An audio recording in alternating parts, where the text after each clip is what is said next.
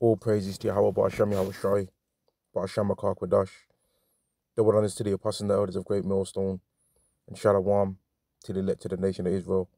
This is going to be a lesson going into how we're not cast away from Yahweh, despite what all these other people want to try and say, man. I'm just going to go into a few scriptures to prove that the Israelites are not cast away. So the first one I'm going to do is go to Romans, the 11th chapter, which is Paul speaking, right? This is a letter from Paul, right? And what this is going to show is that the Israelites are not cast away, man. This is Romans chapter 11 and verse 1.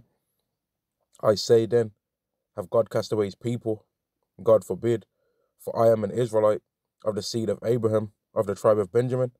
God have not cast away his people, which he foreknew. What ye not what the scripture saith of Elias, how he maketh intercession to Yahweh against Israel, saying, Lord, they have killed thy prophets, and dig down thine altars, and I am left alone, and they seek my life. But what saith the answer of Yahweh unto him? I have reserved to myself 7,000 men, who have not bowed the knee to the image of Baal. Even so at this present time, also is there a remnant according to the election of grace. So that's us that are hoping to be of the elect, man. All right, and let's say let's say each individual man that hopes to be of the elect, he himself is not of the elect. Well, the elect's still out there, man. And through the elect being out there, the Israelites are not cast off as a whole, as a nation. All right, and that's why it's such a beautiful thing that Yahweh made an elect. Verse 6, and if by grace, then it is no more of works. Otherwise, grace is no more grace. But if it be of works, then it is no more grace. Otherwise, work is no more work. What then? Israel have not attained that which he seeketh for, but the election have obtained it, and the rest were blinded. So verse 6 is pretty much saying that the elect are getting salvation regardless of what they do, man. All right? That is by grace and not of works, lest any man should boast, like the scriptures also say. Verse 7, what then? Israel have not attained that which he seeketh for. So the whole nation of Israel as a whole have not obtained what they seeketh for, and that's why they've got this demonic hatred on them when you see them in the street. That's why they're giving you these dirty looks when you see them in the street and all of this, right? What then? Israel have not attained that which he seeketh for, but the election have obtained it, and the rest were blinded, right? The elect have obtained the truth, but everybody else has been blinded from that. Everybody else that's an Israelite has been blinded to not be able to see and to not be able to hear the truth, man. All right? And let me go to Salakia. Yeah, let me go to Jeremiah 31. So this is another heavy scripture that proves that the Israelites are not cast away, man. And in fact, no, I'll start where I was going to start. This is Jeremiah chapter 31 and verse 35. Thus saith Yahweh, Salakia, thus saith Yahweh, which giveth the sun for a light by day, and the ordinance of the moon and of the stars for a light by night, which divideth the sea when the waves thereof roar. Yahweh of hosts is his name. If those ordinances depart from before me, saith Yahweh, then the seed of Israel also shall cease from being a nation before me forever. All right? So if the sun cannot be around no more, and the moon cannot be around no more, all right, and the stars cannot be around no more, right, then Yahweh will cut the nation of Israel off from being a nation before him. All right? But he hasn't did that, though. All right? Let me carry on reading. Verse 37. Thus saith Yahweh, if heaven above can be measured, and the foundation of the earth searched out beneath, I will also cast off all the seed of Israel for all that they have done, saith Yahweh. So people that are saying that the Israelites have been cast away, they really do not know what they're talking about, man. All right? They don't know what they're talking about, but the reason why they're saying these things is because they hate us, right? And you have to remember that the scriptures are like refer to the Israelites being as a woman before the Lord, right? So you have to understand that Yahweh views the Israelite nation as a whole as like how a man would treat his woman. So imagine we've been a harlot towards the Lord, man, right? To put it into them kind of terms, right? And if you also apply that every other nation is a woman as well, what these other women are trying to say is that because we played the harlot, that Yahweh don't love us no more, right? But that's not true. All right? Yahweh still loves us even though he was like that, right? And still wants us to return unto him. And that goes to show how heavy his love towards the Israelites as a nation and his honor that he had towards giving them the promise that he promised to our fathers is. that he's not going to cast us off, man. Verse 37 again, thus saith Yahweh, if heaven above can be measured, and the foundation of the earth searched out beneath, I will also cast off all the seed of Israel for all that they have done, saith Yahweh. And that ain't happened, right? No one ain't searched out the heavens. No one ain't searched out the foundation of the earth beneath. Therefore, the Israelites are still the chosen. And let me carry on reading. This is Jeremiah chapter 33 and verse 24. Considerest thou not what these people have spoken, saying, the two families which Yahweh have chosen, he have even cast them off. Thus they have despised my people, that they should be no more a nation before them. All right. Verse 25. Thus saith Yahweh, if my covenant be not with day and night, and if I have not appointed the ordinances of the heaven and earth, then I will cast away the seed of Jacob and David my servant, so that I will not take any of his seed to be rulers over the seed of Abraham, Isaac, and Jacob, for I will cause their captivity to return and have mercy upon them. So what are these people talking about? The scriptures clearly say that he's going to have mercy upon us. So what are these people talking about, man? They're lying, right? And just the fact that they have to lie and have to try and avoid certain scriptures in their doctrine proves that they are liars, man. Proves that they don't really believe in the scriptures. Because there's certain scriptures that Hebrew Israelites read that you will not hear them read in the church, right? They try and avoid those scriptures or say that, oh, because certain events have happened in history now, you don't need to read that scripture anymore. As if that makes any sense, man. Every scripture is important, and the scriptures say that all scripture is for sound doctrine. Roughly paraphrasing, man. All scripture is profitable for sound doctrine. Now let me get another scripture, because I didn't plan on making this lesson be that long, man. But just another point as well before I get this scripture. The fact that we're keeping the Passover, all right, shows that, and the fact that Yahweh said that was going to be something that we kept for every generation, shows that he also hasn't cast us away, man. So like, it shows also that he hasn't cast us away, and that he's going to have mercy upon us continually. This is Hebrews chapter 8 and verse 12, quick, straight to the point. For I will be merciful to their unrighteousness, and their sins and their iniquities will I remember no more. And that's regarding the Israelites, man. He's going to forgive the Israelites for all the wickedness that they've did ultimately.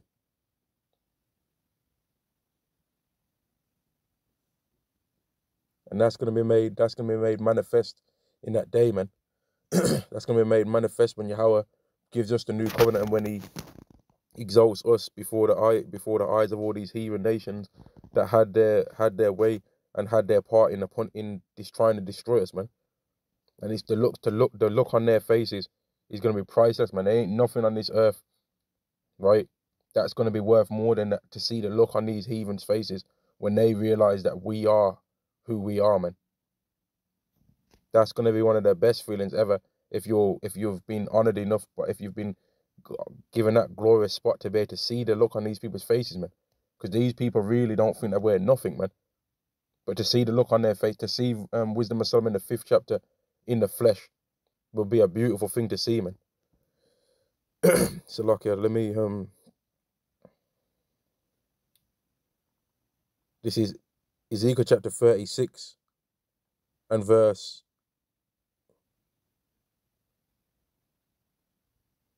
24. In fact, verse 23. And I will sanctify my great name, which was profaned among the heathen, which shall profaned in the midst of them. And the heathen shall know that I am Yahweh, saith the Lord Yahweh, when I shall be sanctified in you before their eyes. For I will take you from among the heathen and gather you out of all countries, and will bring you into your own land. So Yahweh is going to separate us from them. He's going to take us away from the harsh things that happen on the earth if we're of the elect. And he's going to leave them to deal with it, man. Because a lot of people think that it's just going to be nukes, right? Like when these people hear us talking about the nukes, and they hear about the nukes and stuff like that, they think that that's fox walking by, man. Fox out there. So like, yeah, there was a fox running outside, man.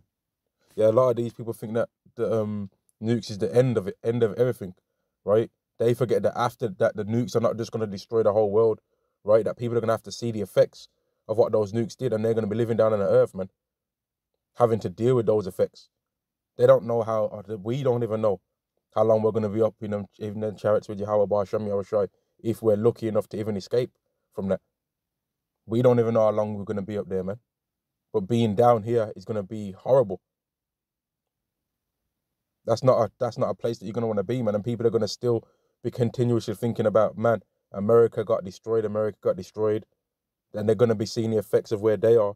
Also, that's been destroyed. Let me read that again. Verse 24, for I will take you from among the heathen and gather you out of all countries, and I will bring you into your own land.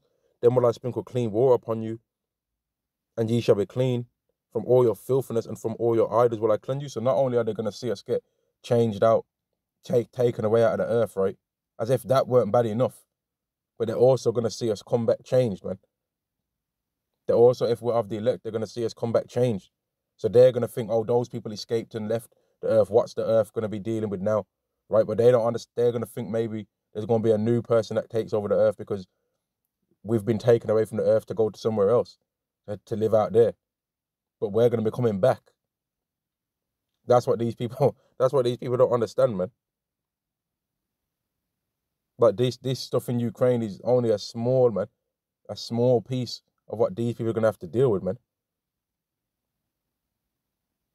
This ain't nothing compared to what they're really going to have to deal with, man. They're going to have to deal with all the harsh stuff that's happening at the end of this society, right? And then also have to deal with all the harsh stuff that they're going to have to deal with for the beginning of our society. For Esau is the end of the world, and Jacob is the beginning of it that followeth, man. Let me carry on reading. Verse 26, a new heart also will I give you, and a new spirit will I put within you, and I will take away the stony heart out of your flesh, and I will give you an heart of flesh. And when has he promised to do that to any other nation? If salvation's for everybody, how come he's never promised this to any other nation? How come you can't find anywhere else in the Bible where it says he's going to give this to anybody else? Verse 27, and I will put my spirit within you and cause you to walk in my statutes, and you shall keep my judgments and do them. That's talking about the new covenant, which is mentioned in Jeremiah, the 31st chapter, Deuteronomy, the 30th chapter, Hebrews, the 8th chapter. And I'm pretty sure, if I can't think of them off the top of my head right now, but I'm pretty sure there's other places that, other than what I mentioned, that also mentioned about the Israelites being changed, man. Philippians 3 and 20 to verse 21. Verse 28, and ye shall dwell in the land that I gave to your fathers, and ye shall be my people, and I will be your God. Not everyone's people.